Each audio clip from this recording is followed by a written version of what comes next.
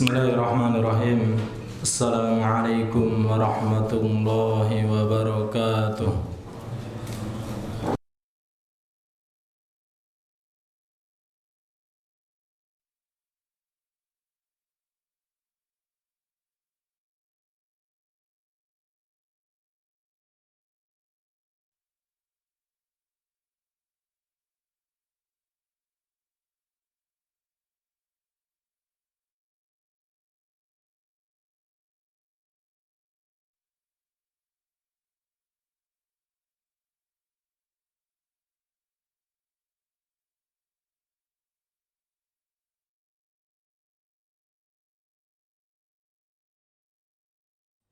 Wa asyhadu anna Muhammadan abduhu wa rasuluh la nabiyya wa la rasula ba'dah.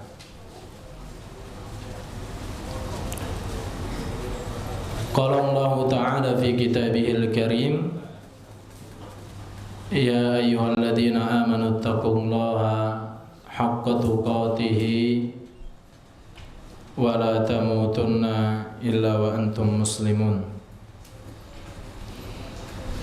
Wa qala aidan, ya ayyuhan nasu taqu rabbakum alladhi khalaqakum min nafsin wahidah wa khalaqa minha zawjaha wa batha minhuma rijalan katsiran wa nisaa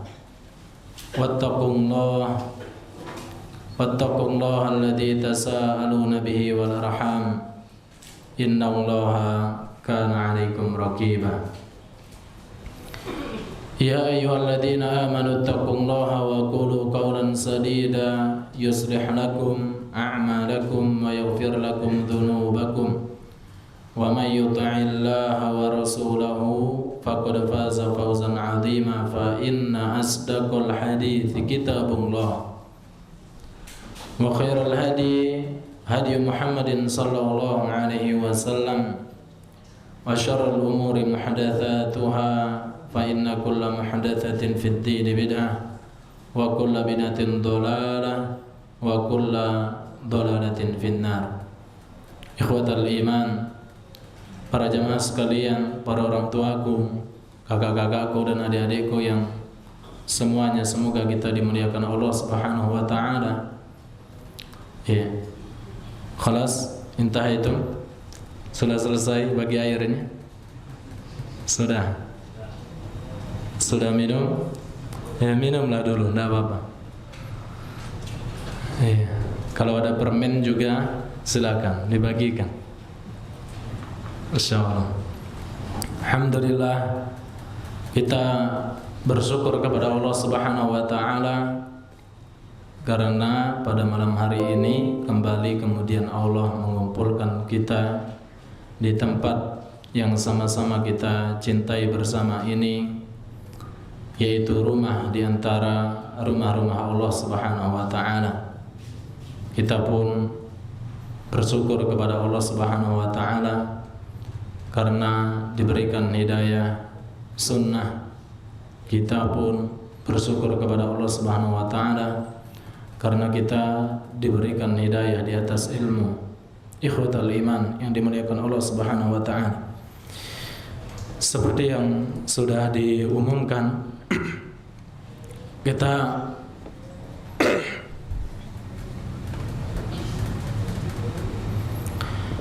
meneruskan kajian rutin kita di dalam kitab Tadhkiratus Sami'al Mutakallim fi Adabil Alim wal Muta'allim. Ini adalah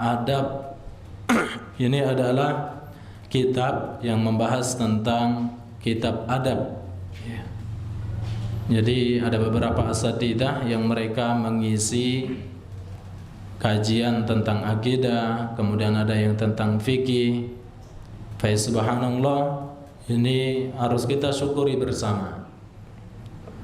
Karena kemudian kajian rutin sudah kembali dilakukan, kemudian juga daurah-daurah sudah mulai akan dirutinkan insyaallah. Antum di Prabu Muli ini tinggal memilih kajian akidahnya ada, kemudian kajian fikihnya ada bersama Ustaz Hidayat, kemudian kajian adabnya ada, dan asatidah yang lainnya. Maka ini harus kita syukuri bersama. Kemudian Allah Subhanahu wa taala sangat memudahkan kita untuk menuntut ilmu, menghadiri majelis-majelis ilmu, karena ikhwatal iman yang dimuliakan Allah Subhanahu wa taala, untuk menuntut ilmu, untuk melakukan ibadah-ibadah kepada Allah Subhanahu wa taala itu bukan kekuatan yang mengarahkan kita, bukan karena kekekaran badan, bukan karena besar tinggi dan lain sebagainya, bukan. Yang menggerakkan kita untuk beribadah kepada Allah, yang menggerakkan kita untuk menuntut ilmu, yang menggerakkan kita untuk mentaati Allah, itu adalah iman. Itu adalah iman kepada Allah Subhanahu wa taala. Tentunya berkat pertolongan dan taufik dari Allah Subhanahu wa taala. Baik.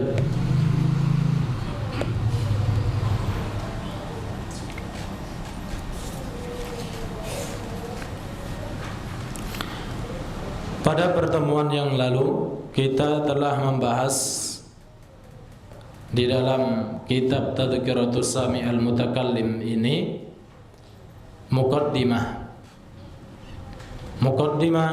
Ibnu Jama'ah mengatakan alhamdulillahil barrir rahim al-wasi'il alim dzil fadlil azim wa afdhalus salati wa atimmut taslim ala sayyidina Muhammadin nabiyil karim al-munazzali alaihi fi dzikril hakim wa innaka la'ala khuluqin azim wa ala alihi wa ashabihi al-kiram jiwarihi fi darin na'im.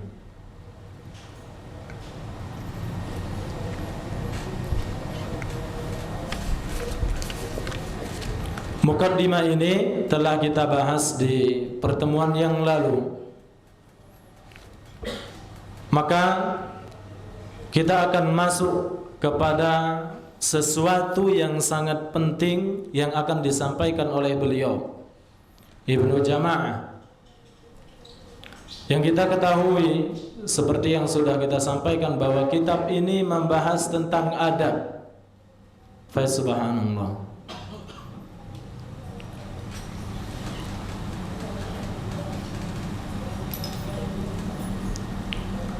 Adab yang akan kita pelajari bersama, baik yang berbicara ataupun yang mendengarkan. Tadhkiratus sami', tadhkirah artinya peringatan. As-sami' bagi yang mendengarkan. Kalau di sini berarti posisinya adalah bapak-bapak, para orang tuaku sekalian dan adik-adikku. Peringatan untuk bapak-bapak. Kemudian wal mutakallim, dan peringatan bagi yang berbicara. Maka di dalam kitab ini tidak kemudian kami yang berbicara mengajarkan kepada bapak-bapak, mengajarkan pada para jamaah sekalian harus berakhlak yang baik, harus sopan santun, harus berbakti sama orang tua. Tidak kemudian sebatas kami yang menyampaikan, akan tetapi buku ini akan mengajarkan kepada yang berbicara dan kepada yang mendengarkan tentang apa? Tentang adab, tentang akhlak yang mulia. Ikhwatal iman, para jamaah yang dimuliakan Allah Subhanahu wa taala.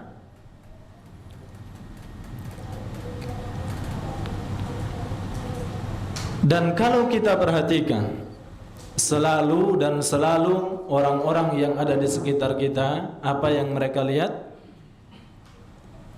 Apa yang mereka lihat dari kita? Apa yang mereka lihat dari orang-orang yang katanya sudah ngaji? Apa? Adab. Adab, akhlak, tutur kata, perilaku, mengambil keputusan, kebijakan.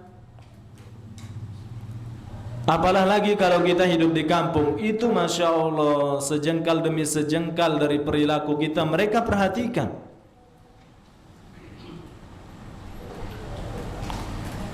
Orang-orang awam orang-orang yang ada di sekitar kita, mereka itu mereka tidak membaca hadis.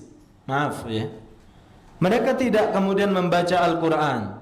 Mereka kemudian tidak duduk di majelis ilmu. Yang mereka lihat tuh hasil. Dan selalu saja orang-orang yang mungkin mereka sudah sering dengan perilaku nyinyir gitu ya. Apa yang mereka nyinyiri? Yang mereka nyinyiri itu adalah apa yang mereka lihat. Yang mereka nyinyiri adalah hasil, bukan proses. Mereka tidak mau tahu dengan yang namanya proses, tapi hasilnya mana. Maka orang-orang awam, orang-orang yang ada di sekitar kita, bahkan mungkin saudara kita, saudari kita, uwa kita, kakak kita, yang mereka lihat pertama kali ketika kita sudah mulai ngaji, yang mereka perhatikan adalah akhlak.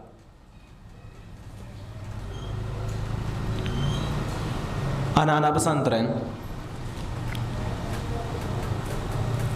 yang mereka sudah ngaji, sudah resmi jadi anak pesantren, demi Allah, beberapa orang tua dari mereka kalau datang kepada kita selaku pengajar, alhamdulillah tar Zakaria, jazakallah khairan, terima kasih, kata orang tuanya. Ini orang tua mereka awam, sholat juga enggak. Datang kepada kami kemudian mengatakan, terima kasih, alhamdulillah, semenjak ke pesantren ini anak saya itu ketika disuruh untuk membelikan sesuatu di warung, dia taat. Anak saya itu semenjak jadi anak pesantren, dia itu nggak pernah nyapu rumah, ternyata sekarang nyapu rumah. Anak saya itu semenjak mereka masuk ke pesantren, tidak ngeyelan lagi.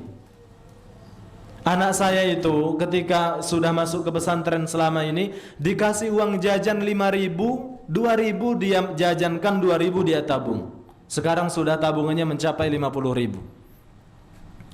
Nah, pengaduan-pengaduan ini kalau kita perhatikan apa? Tentang apa? Tentang akhlak, tentang adab, semuanya. Maka seharusnya semakin seseorang itu ngaji, semakin seseorang itu sholat 5 waktu tidak pernah ditinggalkan lagi, semakin seseorang itu zahirnya sudah mengikuti sunnah Rasulullah SAW, maka seharusnya akhlaknya pun semakin baik. Apakah wali santri tadi yang mengadu kepada kami, dia mengatakan mendatangi saya, Ustaz Tar, alhamdulillah anak saya itu sekarang sudah hafal 5 juz. Saya tiap malam menyimai dia. Enggak, jarang pengaduan seperti itu. Yang dia adukan, alhamdulillah Ustaz, anak saya Arba'in An-Nawawiyah itu sudah hafal. Jarang, mereka tidak mau tahu itu karena orang awam. Maka mereka yang selalu mereka soroti dari kita yang katanya sudah ngaji ini adalah akhlak.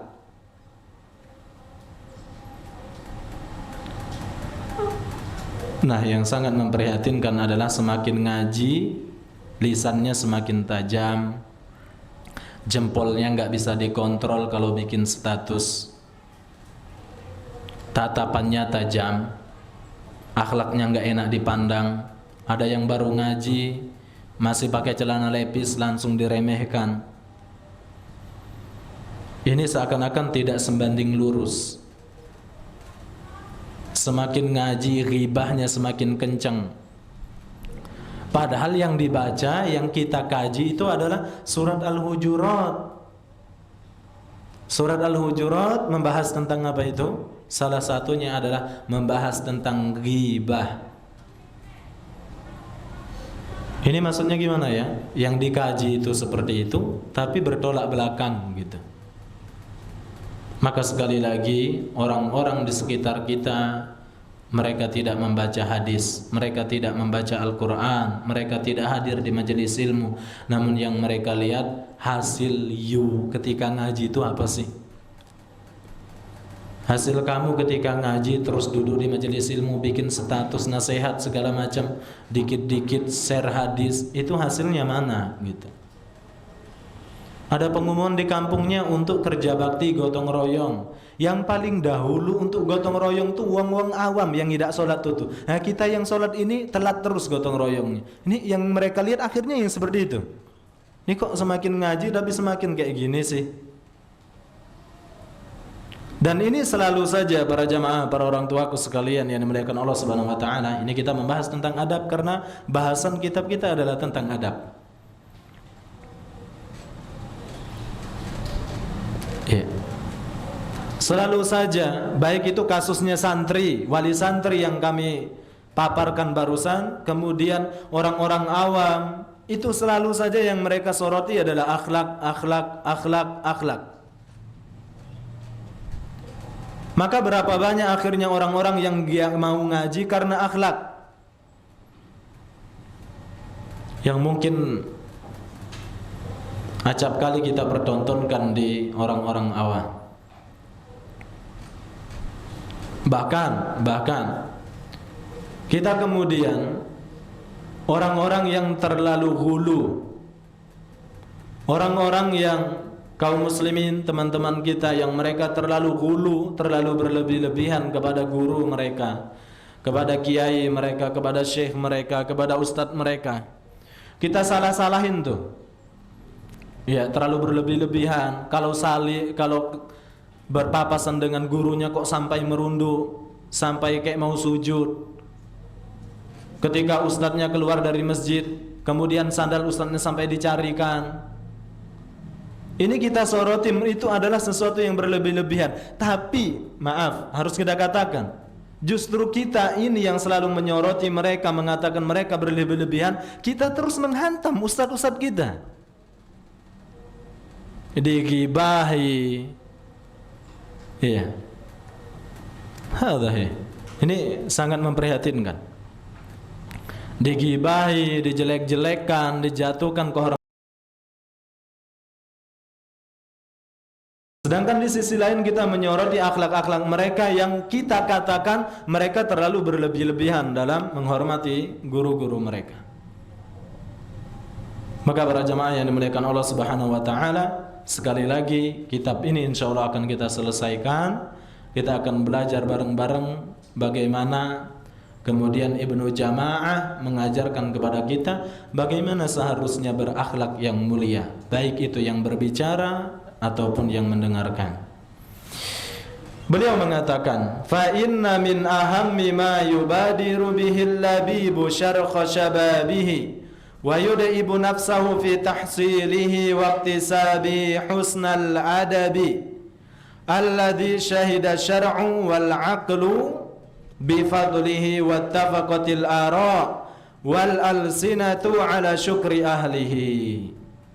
Sesungguhnya kata beliau, sesuatu yang paling penting, ya ini sering kita ulang-ulang, paling penting kemudian harus disegerakan bagi orang-orang yang berakal ketika memasuki waktu masa mudanya, dan dia harus capek-capek, lelah-lelah untuk mendapatkan itu. 4 kata beliau, paling penting kemudian harus disegerakan, harus capek-capek ketika dia memasuki masa muda. Apa 4 ini? Seakan-akan ini sesuatu yang sangat penting yang akan beliau sampaikan. Kata beliau adalah husnal adabi, yaitu mendapatkan akhlak yang mulia. Jadi paling penting, ya 4 tadi pendahuluan yang beliau sampaikan kepada kita. Paling penting, kemudian harus disegerakan, orang harus berlelah-lelah, berletih-letih untuk mendapatkan itu ketika dia memasuki masa muda. Pertama kali memasuki masa muda, yaitu husnal adabi, mendapatkan akhlak yang mulia. Anak-anak muda itu ketika mereka baru memasuki masa muda, mereka nggak mau diatur. Kemudian apa lagi? Harus maunya dewe, harus free, bebas. Dia terserah dia mau ngapain dengan motornya, dengan HP-nya. Nah, seharusnya kata beliau, masa-masa seperti inilah seharusnya seseorang harus bersungguh-sungguh dan berletih-letih untuk mendapatkan akhlak yang mulia. Taib. Alladzi syahida syar'u wal 'aqlu bi fadlihi, yang mana syariat itu menuntut seseorang untuk mendapatkan akhlak mulia. Syariat menuntut, kemudian akal juga menuntut. Ini sudah pernah kita jelaskan bahwa akal itu mengakui akan akhlak yang mulia. Iya. Nggak ada orang nggak suka sama orang yang sopan tuh, nggak ada. Nggak ada. Nggak ada orang yang nggak suka kalau ada tetangganya suka ngasih, itu nggak ada. Kok sering ngasih kita malah kita benci, itu nggak ada. Kita punya tetangga sopan santun, nggak pernah nyakitin kita, kemudian kita malah benci, itu nggak ada.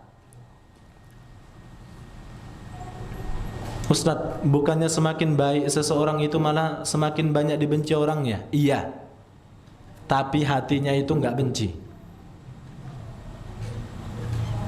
Saya pernah contohkan pada tapi hati kita mengakui bahwa dia orang baik. Ada satu orang yang terkenal akhlak, maka akhlak yang mulia selalu akan diakui oleh hati, walau itu tidak diucapkan dengan lisan.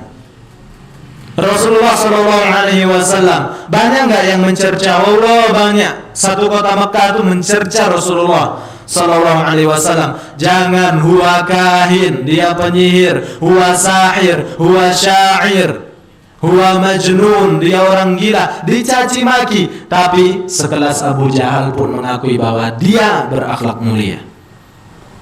Menunjukkan bahwa akhlak yang mulia itu diakui terus oleh hati, itu mengakui.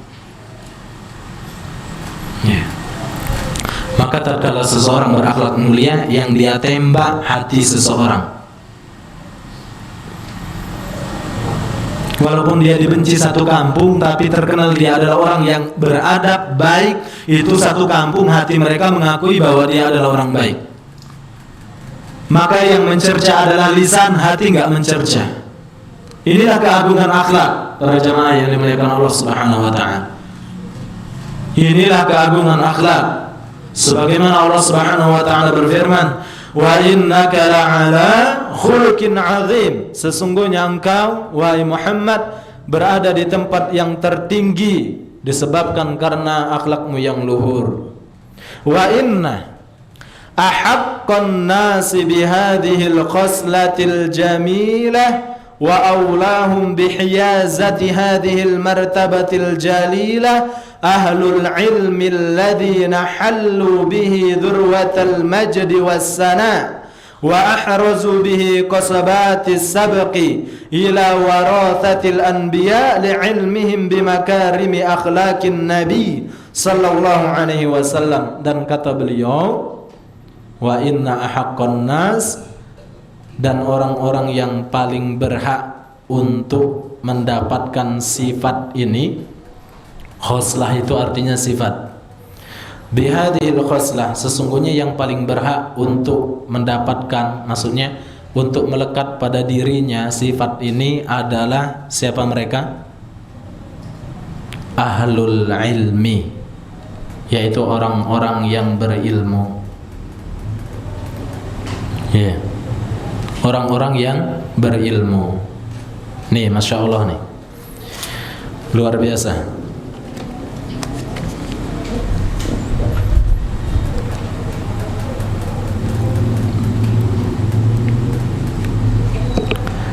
Kata beliau, yang paling berhak untuk seharusnya berakhlak mulia, bersifat mulia itu siapa?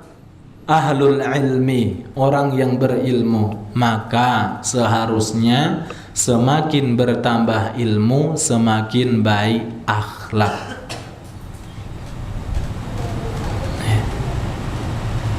Makanya agama kita ini, antum, kita semua kalau sudah duduk di kajian kayak gini nggak boleh hanya untuk wawasan.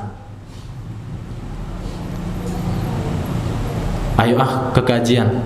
Antum, kalau boleh ana tahu, antum apa sih niat kajian? Yo, aku nak tahu baik lah. Apa sih hukum ini, hukum itu, nak tahu baik. Sebagai sakofah, sebagai wawasan, nggak boleh. Maka seharusnya kita semakin berilmu, harus kemudian buah dari ilmu itu adalah amal. Nah, kata beliau di sini, Ibnu Jamaah ini, kita sudah memaparkan ya muqaddimah ataupun biografi beliau, bagaimana Ibnu Jamaah. Beliau ini adalah seorang ulama, kemudian pernah menjadi hakim dan lain sebagainya. Maka beliau adalah seorang ulama yang sangat mumpuni di bidangnya. Kurang lebih ada 35 karya tulis yang beliau tulis semasa hidup beliau. Salah satunya adalah Tadhkiratus Sami fi Adabil Alim ini. Tadhkiratus Sami al-Mutakallim ini. Beliau mengatakan, para jamaah yang dimuliakan Allah Subhanahu wa taala, para orang tuaku, sesungguhnya yang paling berhak untuk mendapatkan akhlak yang mulia ini adalah orang yang berilmu. Maka ketika kita melihat orang-orang yang, maaf ya, seperti yang sudah saya contohkan, ada orang awam nih, ada orang awam, tahu-tahu dia dijelekin, disampaikanlah kepada dia, kamu dijelekin sama tetangga kamu yang itu. Kemudian dia mendatangi tetangganya itu, ini orang awam, dia datangi, dia emosi, baru balik dari kerja nggak pakai baju, kemudian langsung diambil golok, dia cabut goloknya, kemudian dia marah-marah. Maka apa yang kita anggap dengan orang tersebut, ya wajar karena dia orang awam. Yang tidak wajar itu yang sudah ngaji masih cak itu, mudah emosi, mudah naik darah. Akhi, afwan, ana dengar tadi itu tetangga antum itu jelek-jelekin antum. Oh iyon nian. Nah, wasna mati di situlah wong itu. Langsung dia ambil pedang, kemudian dia marah-marah. Maka ini sudah tidak wajar lagi. Makanya ikhwah, para orang tuaku sekalian, seharusnya sekali lagi, seharusnya semakin berilmu seseorang, maka dia semakin berakhlak mulia.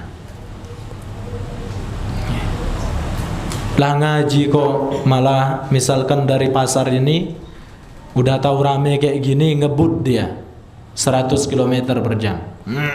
Udah ngaji.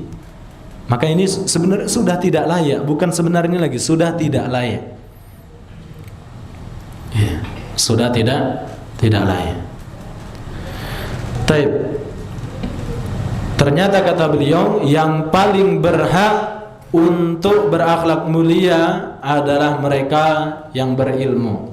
Semakin berilmu maka semakin dia berakhlak yang mulia.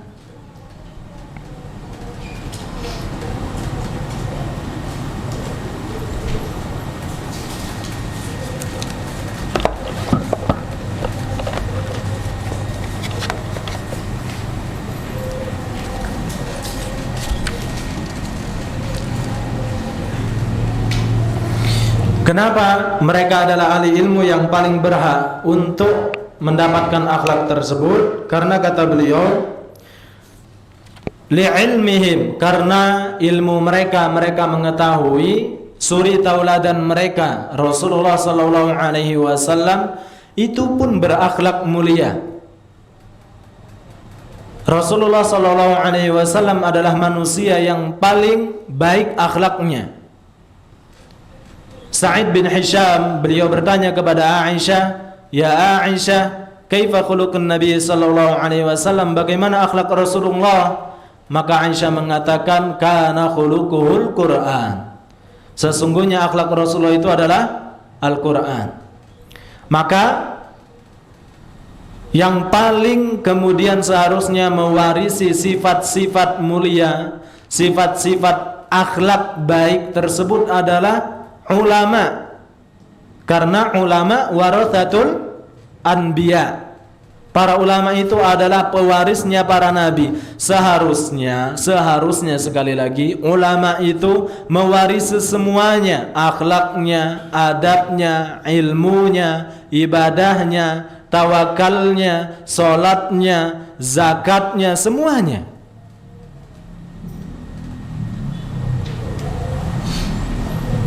Karena mereka adalah warathatul anbiya, mereka adalah penerima warisan Rasulullah sallallahu alaihi wasallam.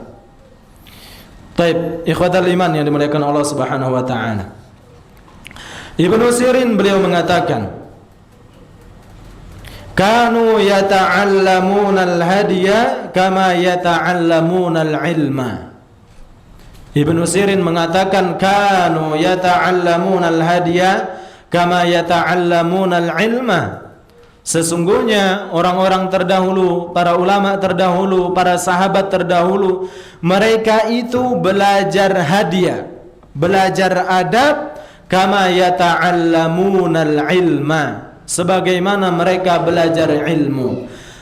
Orang-orang terdahulu sungguh-sungguh mempelajari adab. Sekali lagi, sungguh-sungguh mempelajari adab sebagaimana mereka sungguh-sungguh ketika mencari ilmu. Jadi kalau sungguh-sungguh mencari ilmu nih, antum nih tidak mungkin dari pasar ini semua. Ada yang dari mana, ada yang dari mana, ada yang dari Sindur mungkin, ada yang dari segala macam, ada yang dari dusun. Nah, sungguh-sungguh itulah kemudian, oh di sana ada kajian, sungguh-sungguh mendatangi ke sini. Sebenarnya tadi maghrib itu ada acara sama teman-teman. Sebenarnya tadi maghrib itu ada seperti ini, acara yang sudah direncanakan. Tapi berkat kesungguhan untuk menuntut ilmu, mendatangi, membatalkan acara itu, sungguh-sungguh seperti itu mencari ilmu. Ketahuilah, para ulama terdahulu pun demikian kesungguhan mereka tatkala mau belajar adab. Tatkala mereka ingin mendapatkan akhlak yang mulia. Tentu kita tahu semua bahwa kata Rasulullah, ada orang-orang yang bisa mengalahkan ibadah orang yang sering qiyamul lail dan puasa sunnah. Siapa itu? Siapa? Mereka yang berakhlak mulia. Tapi ya itu tadi, susah memang. Kalau dari kita ini sudah bertahun-tahun, sudah belasan tahun, terkenal kita ini adalah orang yang congkak misalkan, susah tuh. Butuh bertahun-tahun juga untuk dia merubah itu. Kita ini sudah terkenal dengan sifat pelit misalkan, susah tuh. Butuh bertahun-tahun juga kita harus untuk merubah itu. Maka kesungguh-sungguhan untuk berubah menjadi lebih baik itu, kata beliau, benar kata Ibnu Jamaah, harus capek-capek, harus letih-letih.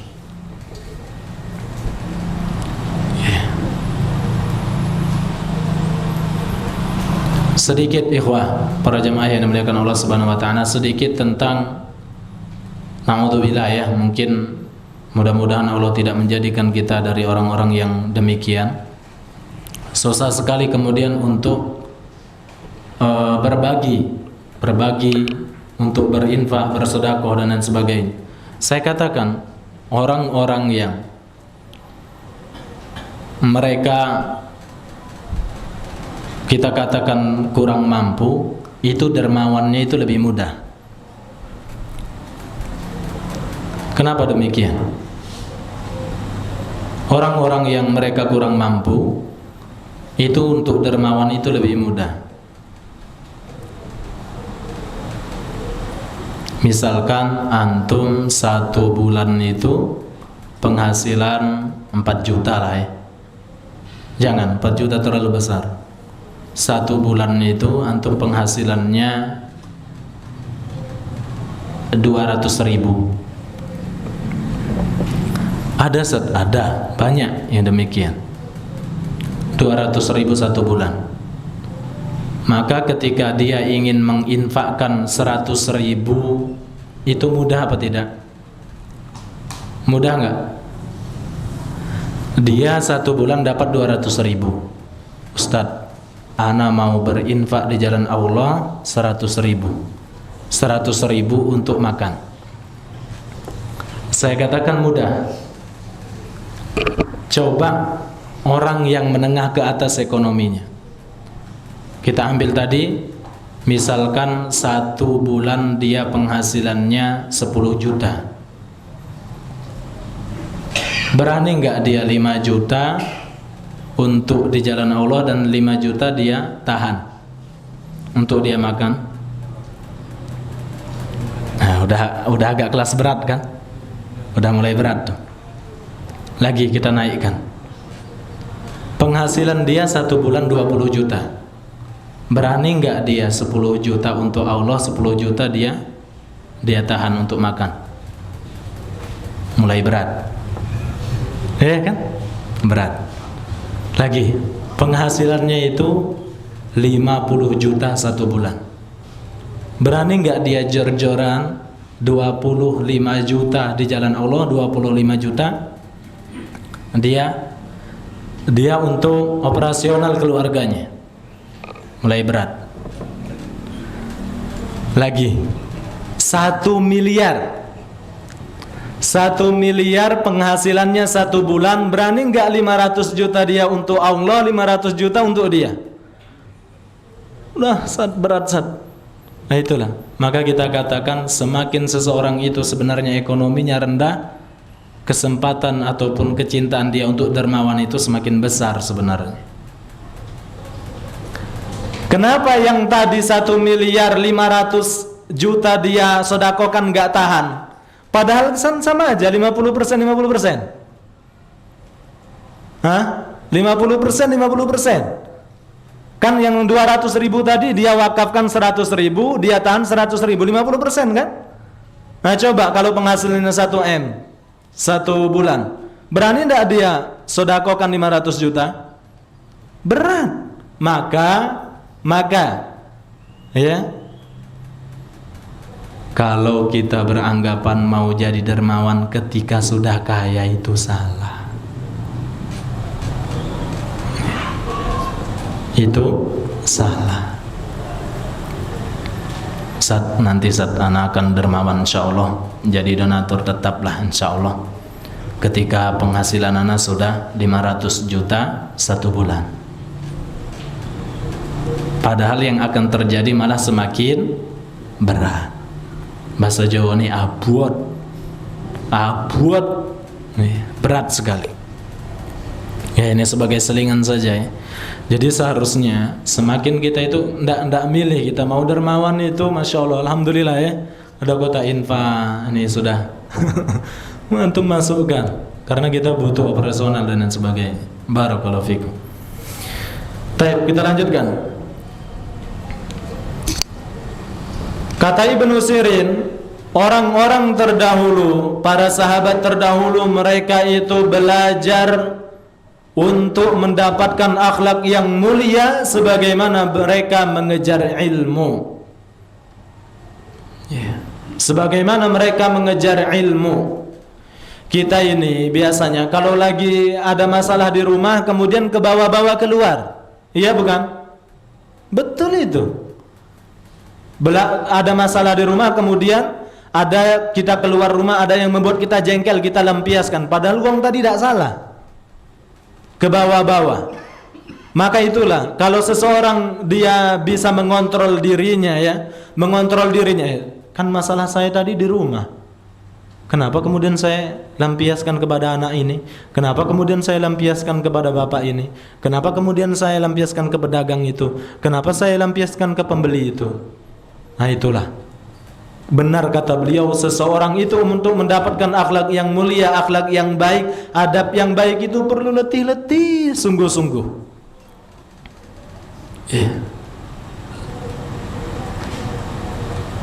Yang memprihatinkan adalah orang-orang pada zaman ini justru dia bangga karena dia adalah orang yang beringas. Dia bangga kalau dia adalah orang yang pemarah. Dia bangga kalau dia mudah naik darah. Awas agak. Kalau aku marah, kau tahu dewek kan? Jadi itu. Awas.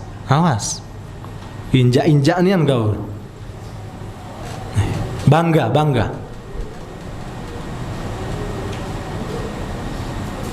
Aku nih kalau marah lebih daripada binatang. Tahu kau? Bangga gitu.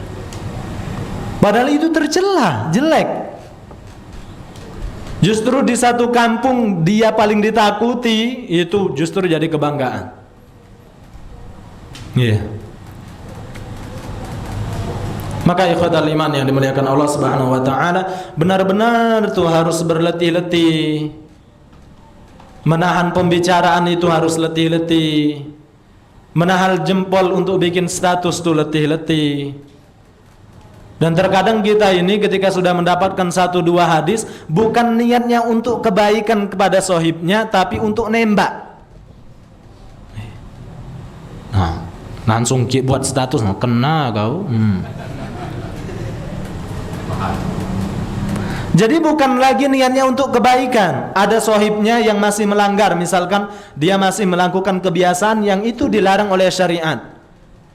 Akhi, ini kita ini untuk semua ya. Kita tuh nggak tahu perjuangan seseorang itu untuk berubah itu. Makanya kita jangan ngejudge. Jangan terlalu mudah. Kita nggak tahu bagaimana dia berupaya untuk berubah, kemudian keluar dari dosa yang sudah melekat itu mungkin sudah belasan tahun. Maka ketika kita sudah tahu tentang hukum itu, oh iya dia tuh masih. Nah, kelakuannya cah itu, oh, kena kau. Ini hadisnya.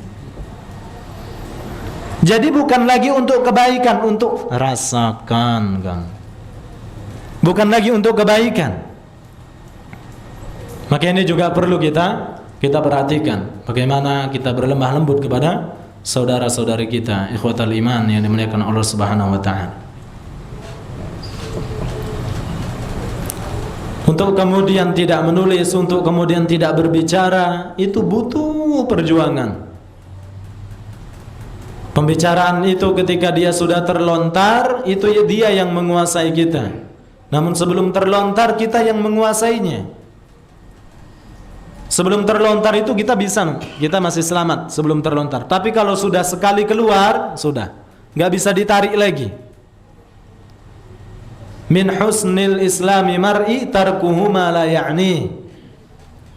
Termasuk daripada tanda kesempurnaan iman seseorang adalah dia meninggalkan sesuatu yang tidak bermanfaat bagi dia.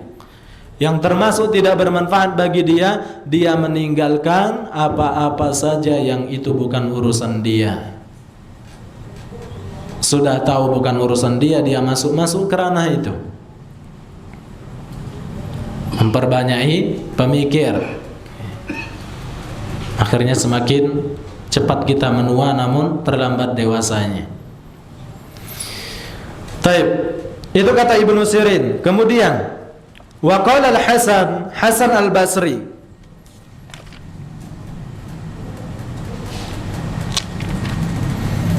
Al-Hasan Al-Basri beliau mengatakan in kana ar-rajulu la yakhruju fi adabi nafsi santain thumma santain. Al-Hasan Al-Basri beliau adalah dikatakan sebaik-baik tabi'in. Al-Hasan Al-Basri sebaik-baik tabi'in, yaitu yang melihat sahabat Rasulullah SAW, yang bertemu dengan sahabat Rasulullah SAW. Kalau sahabat itu apa? Sahabat apa? Sahabat itu harus ada beberapa syarat. Yang dinamakan dengan sahabat itu seperti apa? Hal min jawab, ada yang bisa jawab? Ya. Bertemu Rasulullah dan mengimaninya. Ya, bertemu Rasulullah dan beriman. Satu lagi. Ada 3 syarat.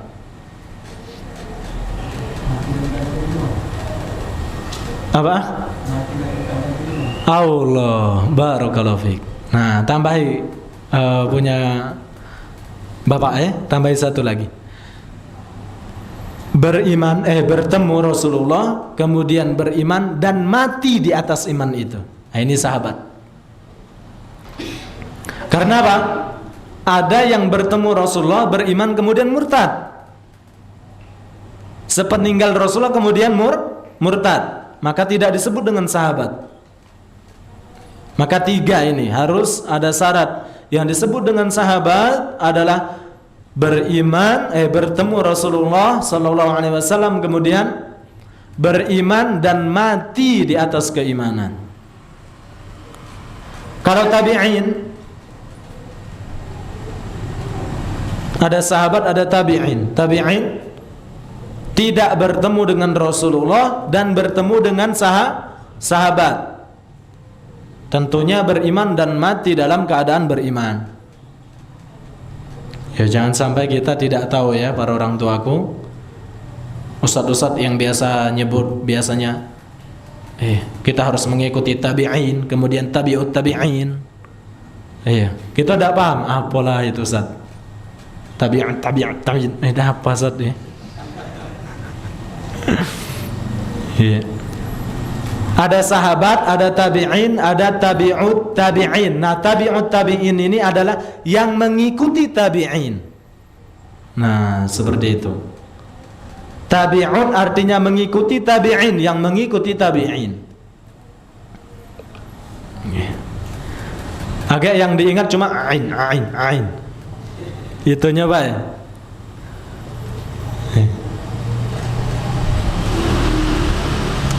Nah, Al-Hasan Al-Basri ini, beliau itu adalah tabi'in. Ibu beliau itu pernah menjadi pembantu istri Rasulullah sallallahu alaihi wasallam. Masyaallah, barakallahu fiik. Silakan azan dulu.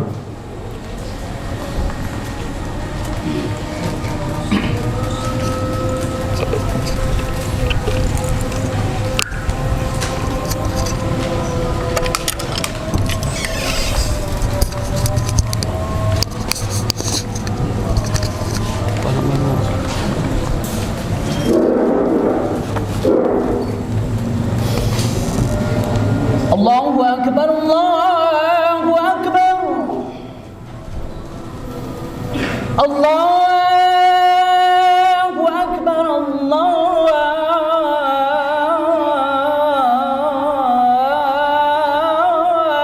Akbar.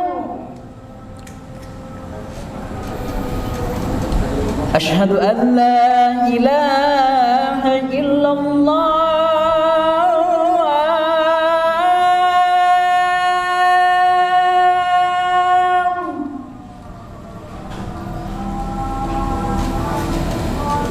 Asyhadu an la ilaha illallah.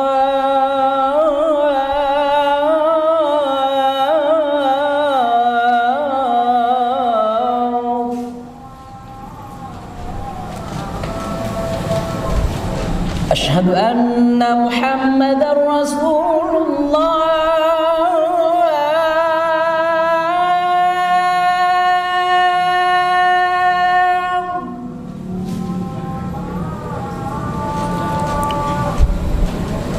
Asyhadu anna Muhammadar Rasulullah.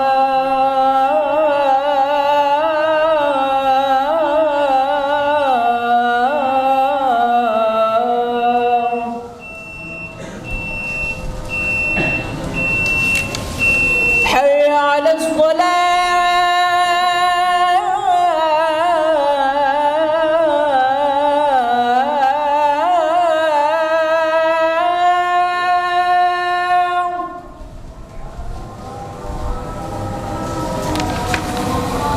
حي على الصلاة.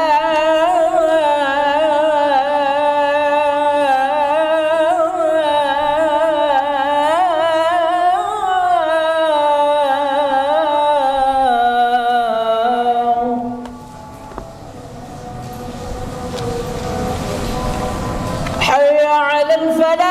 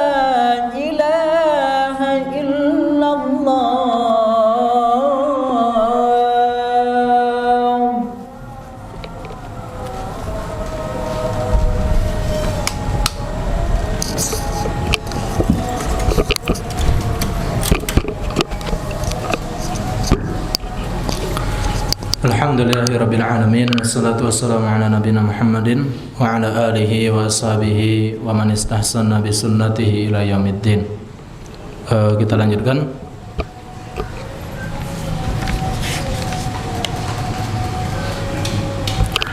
Al-Hasan Al-Basri beliau mengatakan, in kana ar-rajulu la yakhruju fi adabi nafsihi santain thumma santain. Dalam kitab yang lain, thumma sinin.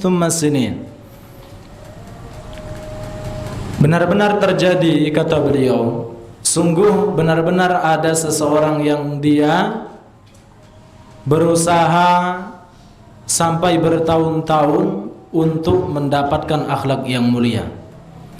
Jadi untuk belajar akhlak yang mulia itu sampai bertahun-tahun. Bukan sanah, beliau katakan sanah itu sanah wahidah, yaitu 1 tahun, enggak, bertahun-tahun untuk mendapatkan akhlak yang mulia. Kalau bisa sih, ya untuk kita semua ya, misalkan seseorang itu dia menulis, saya itu masih kurangnya di mana. Tentu seseorang bisa merasakan semua, bagaimana maksudnya dia minimnya itu di mana. Saya itu adalah orang yang sangat mudah sekali marah, misalkan, tulis. Berlatih dia, berlatih, setahun, 2 tahun, 3 tahun. Alhamdulillah kalau 1 bulan dia tidak pemarah lagi, tapi kemudian kembali lagi. 1 bulan jadi tidak pemarah, kemudian kembali lagi. Makanya berlatih. Saya adalah orang yang masih sangat mudah sekali marah. Tulis. Berlatih setahun. Alhamdulillah selesai. Misalkan 5 tahun saat anak berlatih untuk kemudian sabar. Tulis lagi. Saya adalah orang yang demikian dan demikian. Berlatih lagi. Terus seperti itu. Bukan pada zaman kita ini saja. Kata beliau Al-Hasan Al-Basri, Ibnu Sirin, orang-orang tersebut, orang-orang terdahulu untuk mendapatkan akhlak yang mulia itu butuh bertahun-tahun. Sebagaimana mereka butuh bertahun-tahun untuk mencari ilmu. Makanya sekali lagi sebanding lurus. Seharusnya kenapa kemudian orang-orang terdahulu mengejar adab itu sebagaimana mereka mengejar ilmu? Karena seharusnya semakin berilmu seseorang, harusnya semakin beradab. Itu makanya. Kenapa kemudian harus sungguh-sungguh mengejar ilmu dan adab?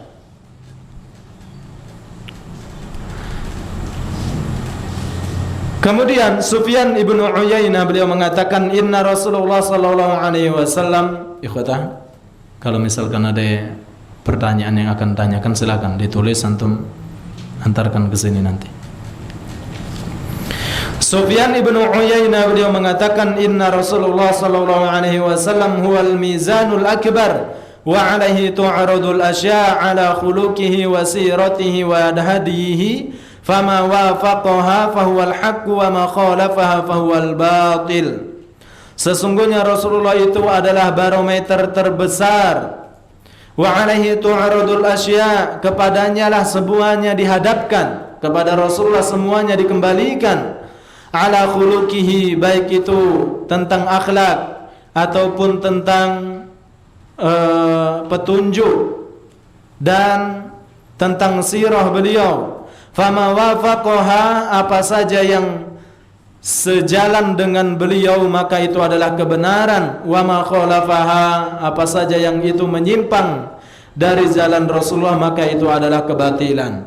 Kemudian wa qala Habib bin Syahid, Habib bin Syahid mengatakan kepada anaknya, ya bunai ishabil fuqaha wal ulama wa ta'allam minhum wa khudh min adabihim fa inna dhalika ahabbu ilayya min kathirin minal hadis. Subhanallah. Habib ibnu Syahid mengatakan kepada anakku, ya bunai, wahai anakku, sebelum engkau belajar fikih dari ulama, para ulama, maka khudh min adabihim, ambillah dahulu adab dari mereka.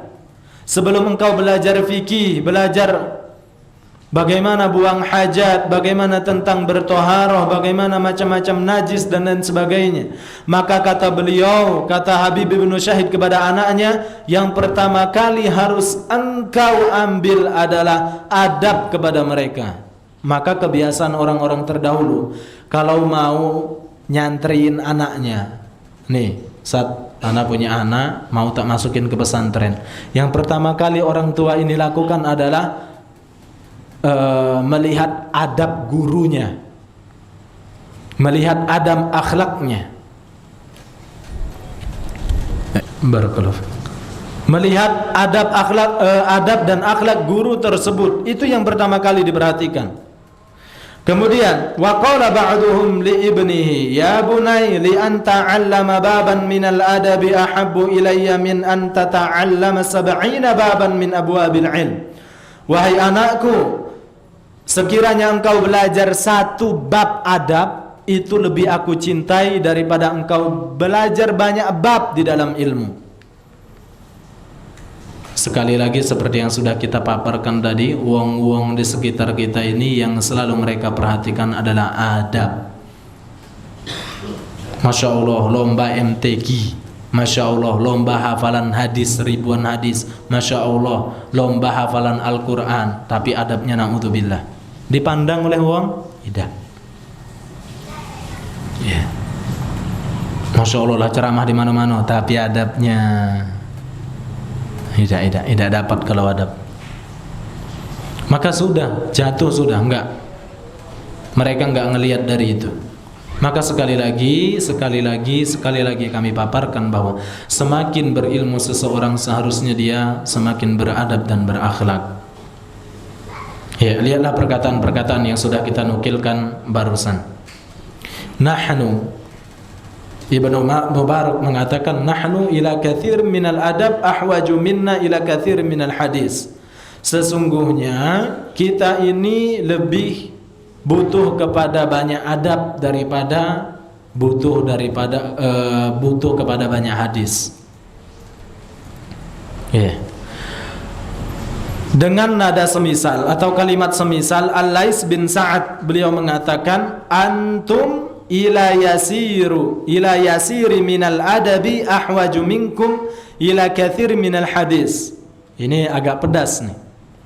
Beliau mengatakan, sesungguhnya antum, sesungguhnya kita semua, sesungguhnya kalian itu lebih butuh kepada sedikit adab. Nih luar biasa nih. Lebih butuh kepada sedikit adab daripada butuh kepada banyak hadis. Paham? Maksudnya lebih baik beradab sedikit lah daripada hafalan you banyak di dalam hadis. Yang penting kamu nggak kayak gitu loh. Kamu ribuan hadis hafal, kamu itu lebih butuh sedikit adab aja. Ini luar biasa, agak keras memang. Kita itu lebih butuh kepada sedikit adab ketimbang daripada banyak hadis. Yeah. Itu perkataan Al-Lais bin Sa'ad. InsyaAllah akan kita sambung pada pertemuan yang akan datang insyaallah. Perkataan Imam Syafi'i tentang adab ini ya. Kaifa syahwatuka lil adab, bagaimana keinginanmu ataupun kecondongan hatimu kepada adab wahai Imam Syafi'i. Faqala asma'u bil harfi minhu mimma lam asma'u fatawaddu a'dha'i anna laha asma'an fatan'amu bihi kila wa kaifa talabuka lahu. Qala talabul mar'atil mudillati waladaha wa laysa laha ghairuhu. Imam Syafi'i ditanya tentang bagaimana kecondongan beliau. Kaifa syahwatuka, bagaimana syahwatmu? Maksud syahwat di sini bagaimana kecondonganmu terhadap adab? Iya. Maksudnya kecondongan kerakusanmu terhadap adab itu bagaimana Imam Syafi'i? Kata beliau, asma'u bil harfi minhu mimma lam asma'u fatawaddu a'dha'i. Aku itu berharap seluruh anggota badanku itu mempunyai telinga, sehingga seluruh anggota badanku ini mendengar satu huruf saja tentang adab. Aku berharap demikian, kata beliau. Kemudian seluruh pendengaranku ini, anggota badanku ini menikmati bagaimana wejangan satu huruf, dua huruf dari adab tersebut. Qila wa kaifa talabuka? Terus bagaimana engkau mencari adab tersebut? Perhatikan, bagaimana Imam Syafi'i mencari adab? Ini kata beliau. Talabul mar'atil mudillati waladaha wa laysa laha ghairuhu. Aku itu mencari adab sebagaimana seorang ibu mencari anak perempuannya yang hilang. Dan ibu tersebut enggak punya anak kecuali satu-satunya itulah anaknya. Jadi seorang ibu, dia kehilangan anaknya, satu-satunya anak perempuannya hilang, ya tahulah kita. Bagaimana kemudian kalau anak kita rejal, laki-laki, bagaimana bapak-bapak? Kalau anak kita laki-laki, dia tidak balik 1 hari, biasa baik, apalagi lah bujang. Oh biasa anak bujang, paling main di temannya, kan kayak gitu. Tapi kalau anak perempuan, bagaimana? Anak perempuan kita nggak pulang 1 hari, wah itu nggak mungkin kan. Kalau mungkin ada orang tua nggak mungkin, biasalah, mungkin dia lagi have fun sama temannya. Ada yang kayak gitu. Anak gadis gitu kan nggak pulang 1 hari, lagi have fun biasa. Pasti dia itu, kalau itu anak perempuan, dia akan bersungguh-sungguh, mana anak saya, dicari, diumumkan. Nah kata Imam Syafi'i, begitulah aku ketika mengejar adab. Aku mengejar adab, aku mencari adab, seakan-akan aku adalah seorang ibu yang kehilangan anak perempuannya. Wassallallahu ala nabiyina Muhammadin wa akhir dawana alhamdulillahi rabbil alamin. Wabillahi taufik.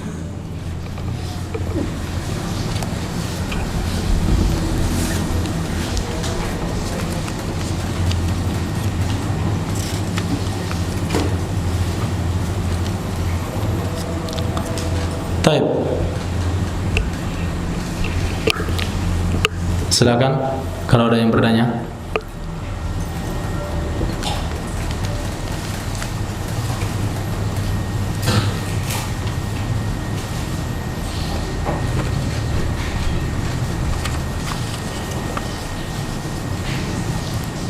Iya, cukup ya.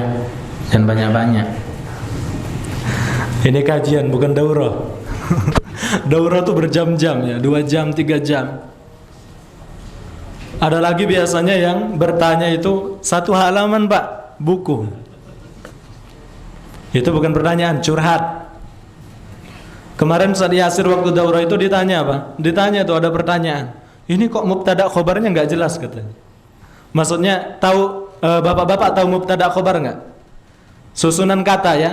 Kalau bahasa Inggris itu verb. Nah, verbnya maksudnya kata, susunan kata, ini itu nggak jelas. Ustadz, bagaimana hukum kemudian kita pergi, kemudian jujur Ustadz, saya ini lagi gini. Nah itu nggak jelas jadi. Ustadz Yasir kemarin itu ditanya tentang itu, kemana-mana gitu.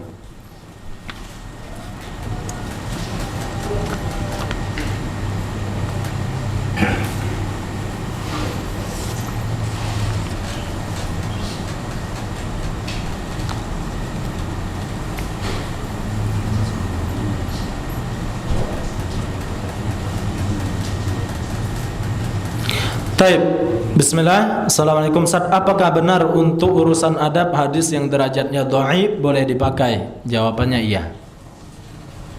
Iya, boleh, asalkan dia tidak menyelisih apa? Hadis-hadis yang sahih, yang mutawatir. Sudah diperbolehkan. Makanya ada hadis yang hasan li ghairihi, hasan hasan li ghairihi dan lain sebagainya. Itu maksudnya hadis yang kemudian bisa mencapai derajatnya sahih apabila itu tidak menyelisihi hadis-hadis yang lebih sahih. Taib. Yang kedua, apakah seseorang yang menyampaikan hadis harus bersanad? Tergantung. Kalau sekarang ini kita membuka Bukhari ya, Sahih Bukhari, kemudian Sahih Muslim, apakah kemudian yang kita menyampaikan harus bersanad?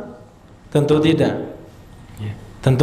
Tentu tidak. Ini untuk sekedar menyampaikan, maka itu tidak perlu bersanad. Namun apabila yang mereka mengambil hadis, maka ini jelas harus bersanad. Harus bersanad. Untuk zaman sekarang ini masih pentingkah sanad? Masih penting. Masih penting sanad, masih penting. Taib, wallahu a'lam.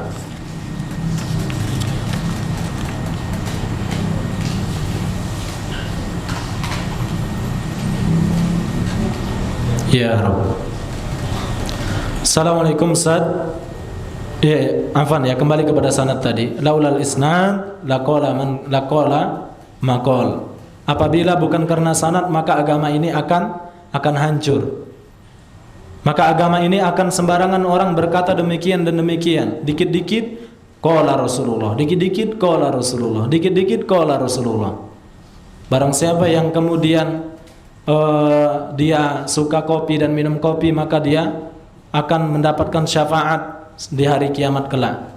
Hadis tentang kopi dari mana? Nah, jadi asal-asalan aja kalau itu tidak pakai sanad. Nah, inilah ilmu sanad itu sangat penting. Maka ini ditanyakan, apakah sanad pada zaman sekarang penting? Penting. Lagi, hadis tentang apa lagi? Apalagi di Ramadan, ya bulan Ramadan banyak bertebaran.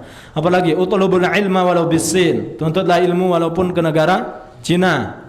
Apalagi banyak sekali. Dan lain-lain. Assalamualaikum Ustaz, apakah lagu-lagu dalam membaca Al-Quran seperti bayati dan lain-lain termasuk perkara baru dalam agama? Bagaimana hukum mempelajarinya? Iya, jujur kami baru nemu ada bayati, ada apa lagi. Kemudian seseorang itu kok bisa tahu sih? Maksudnya ini Syekh Sudes bacanya bayati. Ini ya, di fakultas Al-Quran tuh nggak diajarkan itu. Syekh Sudes itu, beliau itu ketua fakultas Al-Quran di Universitas Islam Madinah.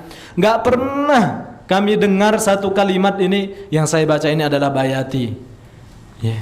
Ini adalah perkara yang baru, ditakutkan ini adalah apa bedanya kemudian dengan apa? Do re mi. Apa bedanya? Nggak ada bedanya. Akhirnya ini jatuhnya kepada lagu-lagu dan musik-musik. Ada bayati, ada apa lagi? Nah, ini kemudian ada Syekh Surem. Nah, ini bacanya ini bacanya ini. Seseorang itu dituntut untuk memperindah bacaan Al-Quran. Fakot, sudah. Terserah antum mau seperti apa. Asalkan makhrajul hurufnya kena benar, kemudian nadanya juga benar, panjang pendeknya benar. Alhamdulillah. Mau seperti silahkan. Dituntut untuk memperindah seindah-indah mungkin. Sekarang banyak kemudian yang ada seminar-seminar bisa membaca Al-Quran seperti Sudes dalam hitungan menit. Jadi akhirnya satu ruangan itu jadi Sudes semua. Allah. Terserah kita mau membaca Al-Quran seperti apa, asal itu diperindah, makhrajul hurufnya benar. Banyak bapak-bapak sekalian, para orang tuaku, kalau dengar siapa yang bacaannya pelan ya, Imam Masjid Nabawi itu, beliau sudah tua, umurnya sudah putih jenggotnya itu bacaannya pelan, tapi demi Allah ketika kami dari semester 1 sampai semester 8 selalu disuruh untuk mendengarkan syekh ini. Yang kita tidak paham ya biasa saja sih, nadanya biasa saja, tapi makhrajul hurufnya luar biasa. Semua dosen kami Fakultas Al-Quran itu menyarankan untuk mendengarkan syekh ini, dengarkan syekh ini. Lupa nama beliau ya. Maka tentang Al-Quran ini kita diperintahkan untuk memperbagus bacaan Al-Quran dan tidak kemudian belajar nada ini, nada itu, nada rendah. ini kemudian porsinya segini, kemudian nanti ketika ada alif lam naik, kemudian enggak. Memperindah seindah mungkin bacaan Al-Quran.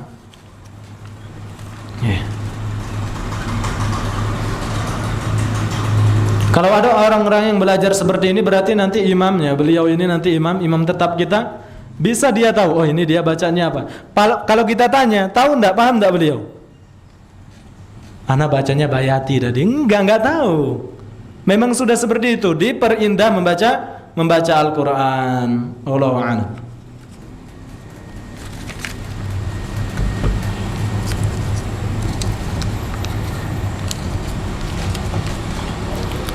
Masya Allah.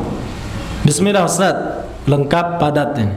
Bismillah Ustaz, apa hukum makan tupai?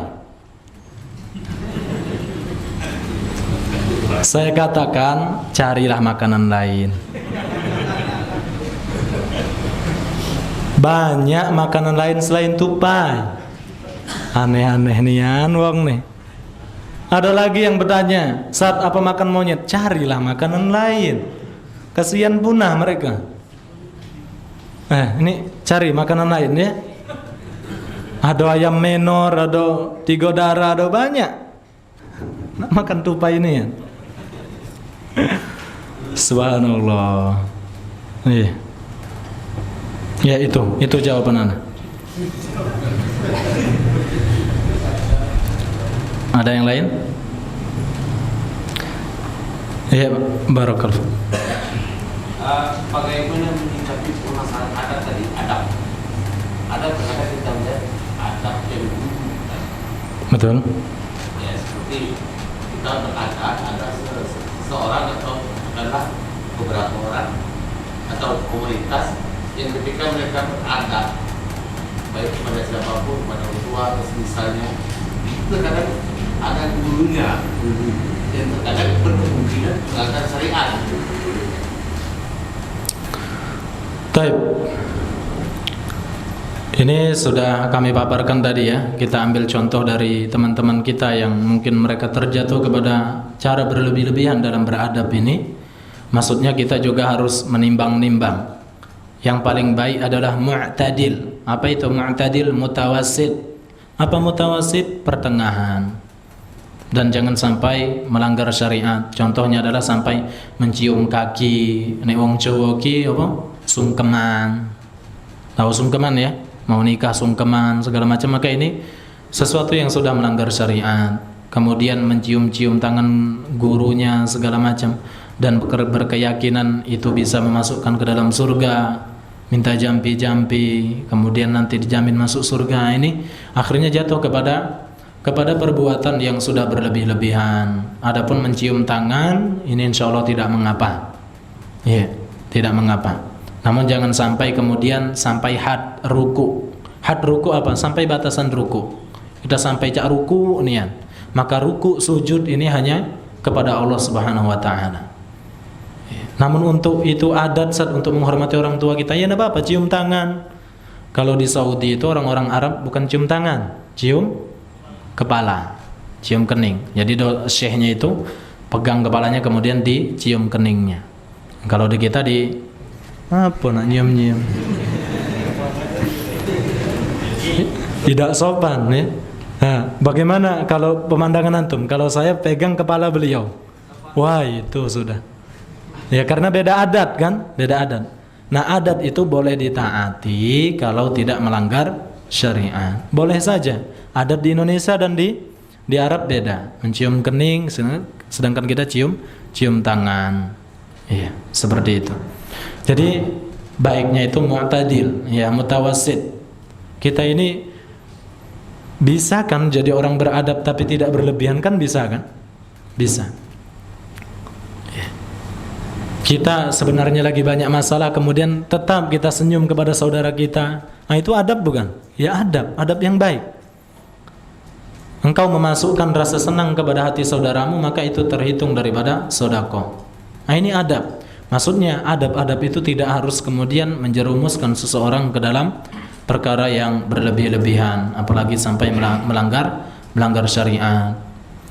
Ya. Ada ustadznya pakai sepeda, Ya, ada ustadznya pakai sepeda, kemudian ketika turun sepedanya diantarkan, dikunci. Nah ini melanggar syariat enggak? Enggak. Ustadznya mau keluar dari masjid kemudian dicarikan sandalnya. Sandalnya, Masya Allah, jazakallah khair. Nah, yang seperti ini itu tidak sampai kemudian menjatuhkan kepada perkara yang berlebih-lebihan. Ya. Wallahu a'lam. Namun yang kita kritisi tadi adalah ya jangan sampai kita ini tidak beradab. Demikian. Fi akhir, ada yang lain? Mudah-mudahan yang tadi pengen makan tupai udah enggak lagi.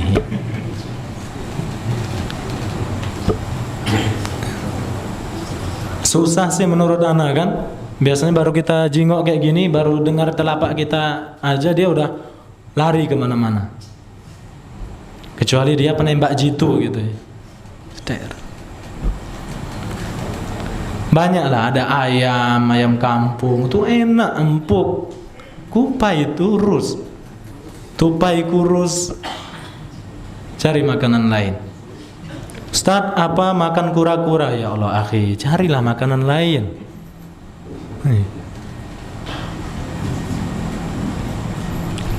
Khalas. Barakallahu fikum, subhanakallahumma wa bihamdika, asyhadu an la ilaha illa anta, astaghfiruka wa atubu ilaik. Assalamualaikum warahmatullahi wabarakatuh.